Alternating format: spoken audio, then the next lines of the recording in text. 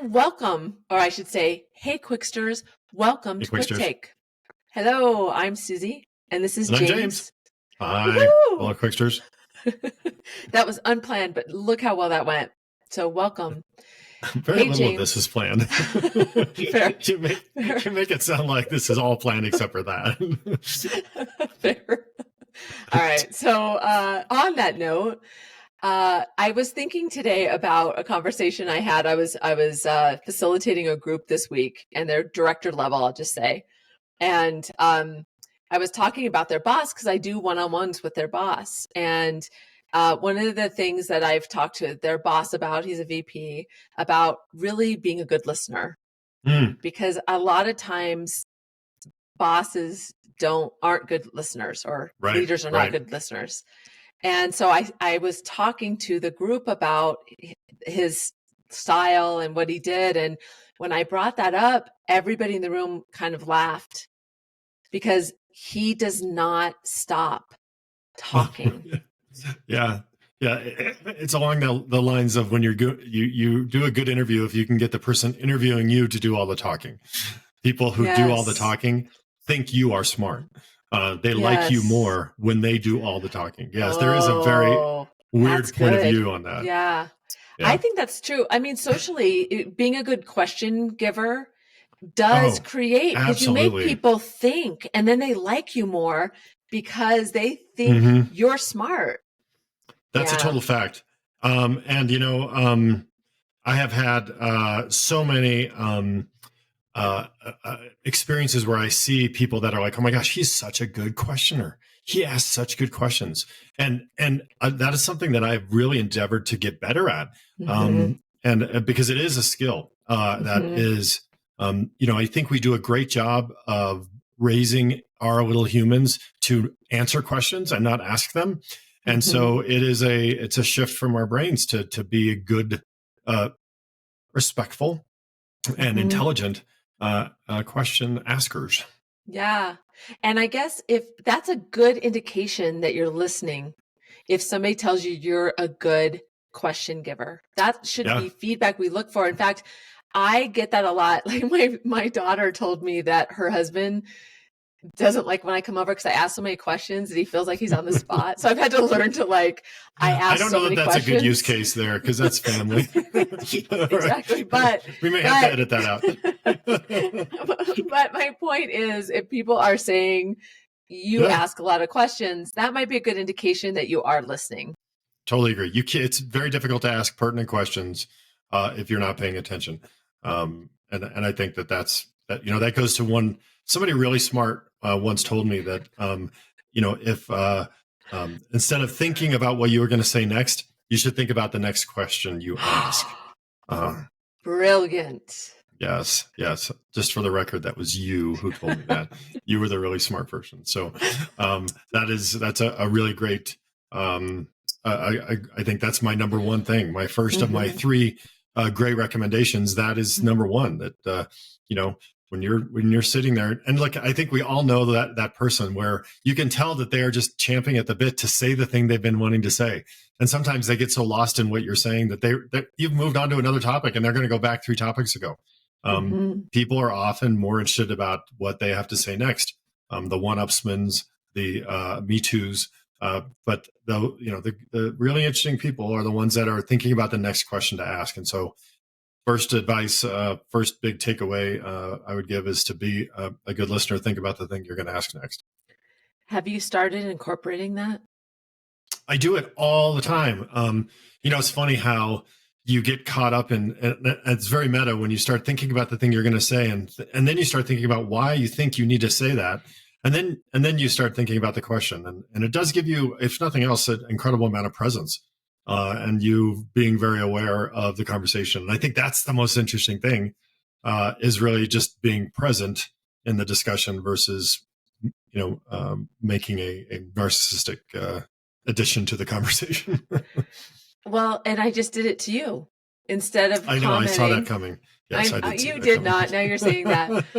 But another thing, to be honest, is sometimes I worry that I'm going to forget my point, and so I try to think about like thinking about the next question, but if I do think I'll quickly jot down a word or two so that I can come back to it, so I can kind of honor the person in front of me. Sure. But No, thinking I think about the that, next question. well, I think that's the presence, right? And I think that's Mm-hmm. about being present. And sometimes, sure, you can get, like when I moderate panels, I barely have any idea what people are saying, right? Because I'm Yeah. 1000% thinking about the next 4 questions. And Yeah. so I'm not interested in what they're saying, mostly because I'm really interested in getting them to say it so that the audience can hear it. But it does take like an entire different part of my brain to Mm-hmm. be thinking about the next few questions. And so it's just a really interesting muscle. And you have to give it some thought. It gets your mindset around Right. them and not you. Well, I think the second piece of advice, I think dovetails on that really well, which is, and I think this is also a Susie Tomanchuk special, which is that your question should be no more than 7 words. So what that means is how do you put it? You said it so succinctly. You How do you should say it? you ask a question that's so short that Right. it doesn't have any of the answer in it. It's very Right. general. It's a very Yeah. general question that makes them think. So Right. So 7 words or 7 less. words or less. 7 words or Mm-hmm. less in your question forces, it makes me laugh how often people ask questions with an answer. Or my favorite, Mm-hmm. the most hated is when people, what is the phrase? When they undermine or they caveat or they somehow Oh, pre undersell the statement. And it's a habit, and I know a lot of us do it. totally. But ultimately, boy, if you're thinking like, number one, I should be asking more questions. I'm going to start thinking about the questions. 2, my question is not going to have any sort of caveats or precursors or understatements. I'm just going to ask the question. Mm-hmm. It's going to be 7 words or less. That's an engagement. That's a powerful way of Mm-hmm. ensuring that you have a conversation. Absolutely. And that came from Gallup, by the way. That's not mine. And also, just to give an example of that, I told one of my clients this week, I noticed that she always starts a, an, her answer with, "This is just my opinion, but." Oh, yeah. And I'm like, Right, stop. right. There's no reason for that. I know it's your opinion. If it's not your opinion, feel free to say that. But So, the reality is that we know it came out of your mouth. Yeah, I think that's a yeah, really good one. I it think takes that's a good away one from too. your point. So It does. It does. it waters it down. Okay, so what's your third one? My third one is, I always like to really work hard to make sure that people that are part of the conversation are all included. And inclusive engagement and inclusive conversations are much more interesting. And I do feel a lot of power comes as a leader for you to turn to somebody and say, "Hey, Jerry, what's your thoughts? Rachel, how do you feel about this?" Mm-hmm. And again, less than 7 words in my question, but encouraging people to be part of the conversation goes a long way. And Mm-hmm. invariably, those people will say something along the lines of, "Well, I was going to bring this up, or I wanted to say this, but I Yeah. couldn't find a word or couldn't find a moment." Not everybody has the sharp elbows and quick wit to be able to respond and interject at that given moment, and affording them the opportunity to be part of the discussion makes that type of conversation so much more powerful. I think that's great. I think another thing as a facilitator, I believe that when you call on people, it takes away the pressure of having Oh, a absolutely. really thought out answer. They can kind of think on so it doesn't feel as perfected. So I think it also gives them a little bit of um, ease. Yeah, it gives them, it takes the pressure off. Hmm. I get there's a double-edged sword, right? I mean, nobody wants to be called on. Some people, well, let's just put it this way. Some people would love to be called on because they don't feel like they need to have a great answer. Other people would rather have a stick poked in their eye than be called on. So it isn't the same for everyone. But your point is really valid, which is, calling on people does give them license to speak, if nothing else. Yeah. I think that's an interesting point I wanted to just kind of dwell on for a minute is if you are building a leadership team that needs to build that muscle, it's up to you to also give them those opportunities to make them Mm. a little bit uncomfortable so that they can show up that way so they get a little bit more comfortable instead of feeling like maybe they always will feel like they want that stick in their eye. But Yeah, I think that the nuance there, and I have a person that I worked with for a long time who worked directly for me, who had a very different style than I did. And I was younger in my career. And so I worked really hard to make her like me. Okay, I'm going to get you into Toastmasters. I'm going to get you in public speaking, and I'm going to make you a great public speaker. And then it occurred to me, after finding that was to be incredibly not working, was that what I was really trying to do was to get her to be more influential. And she was influential in different ways. Yeah. And so by allowing her to engage and become influential in her own way, avoided the stick in the eye.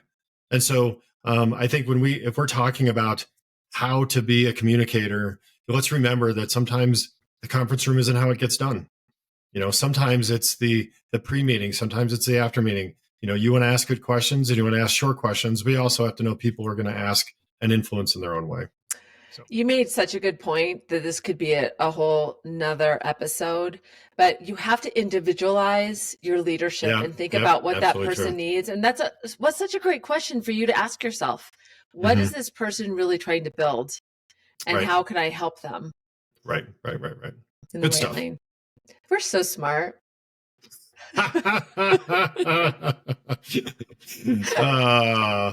Yeah. This next week, the Dunning-Kruger effect and how it affects your podcast. One of the reasons we were talking about doing listening, and this may seem like a basic thing, but I see it being a challenge for leaders all the time. And so you and I are going to this is going to be a series of 3 on Back to the Basics. Right. So this is episode 1 of Back to the Basics, where we're going to touch on some other topics. So today, Back to the Basics was really about, being a good listener, because I think you're 100% right. The more you speak to executives, the more I speak to executives, it is shocking often how some of these basics have been lost, how those muscles have gotten weak, flat, whatever muscles do. And it's important for us to revisit them. Awesome. All right. So make sure that you tune in these next couple weeks. No, you can't. I haven't recapped. Oh, I forgot. Okay, wait. Wait, strike. We'll pretend like I didn't say that. I don't want to restrike. Okay, so James, what were the 3 points of active listening that you shared with us today? I don't even remember now. 3 active listening. First and foremost, ask good questions, right? Be sure that you're thinking about the questions you want to ask versus, the next thing you want to say. Secondly, make sure your questions are short. 7 words or less goes a long way. Don't answer the question in your question. Don't caveat them, make them succinct.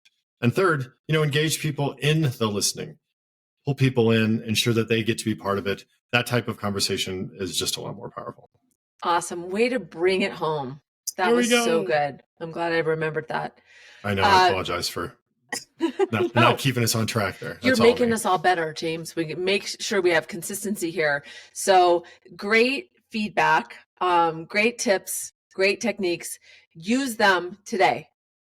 How can you integrate that in? See, I'm bringing my coaching up here. How are you going to use it today? But we appreciate you, and we would love for you to share this with somebody that needs to, and share it with somebody that isn't a good listener, right? That's right. So if you got to this point, you know why they sent it to you. But otherwise, just tell them not to listen to the end. So share this with somebody that needs to hear it, or just somebody that you like and that you want to get them better. And join us for the other episodes. Make sure that if you have questions for us, James and I are both on LinkedIn. We'd love to hear from you. Direct message us, follow us, all those things. So James, thank you. I appreciate you. Thank you, Susie. And we appreciate everyone here.